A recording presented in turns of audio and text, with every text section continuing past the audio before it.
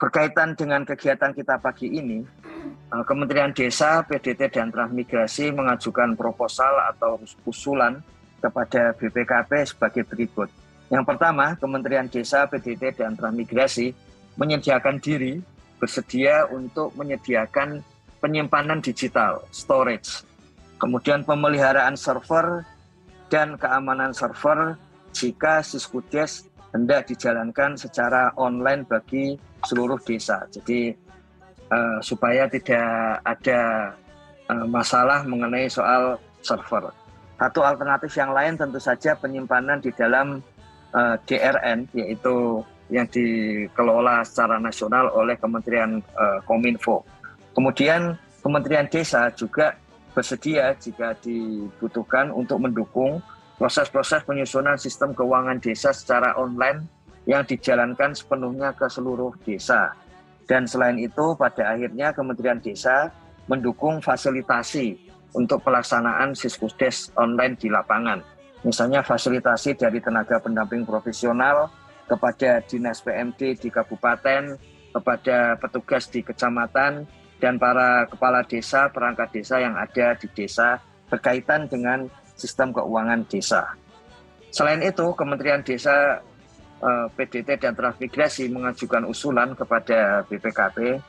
Yang pertama, pada akhir tahun lalu, itu bersama Pak Wasis dan Bapak Deputi, itu sebetulnya sudah ada gentleman agreement untuk memfokuskan audit pembangunan desa itu sesuai dengan komponen-komponen 18 tujuan SDGs desa.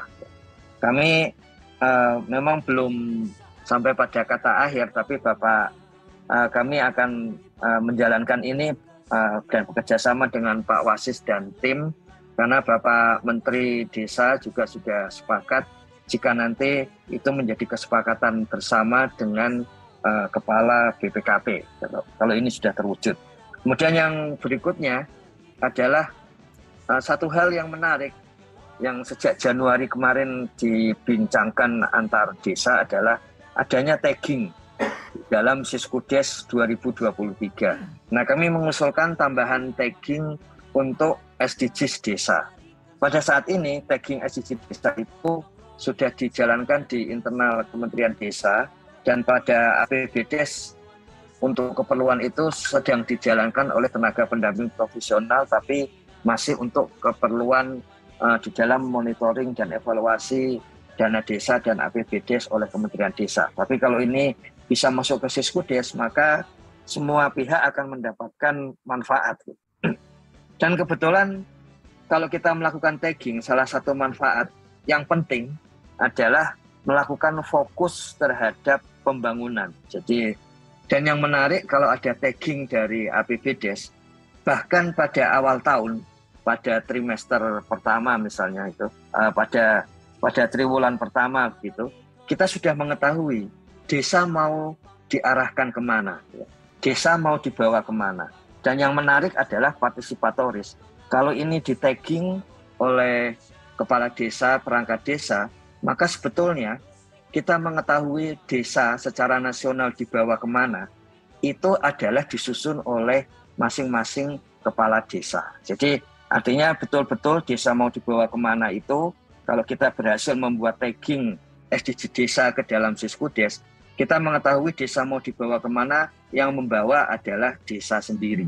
Jadi bukan supra desa, tapi desa sendiri. Ini perwujudan atau revolusi pengetahuan dan revolusi perencanaan pembangunan yang sangat besar menurut kami ini Pak Wasis. Jadi kalau bisa dijalankan akan sangat berguna bagi Indonesia gitu.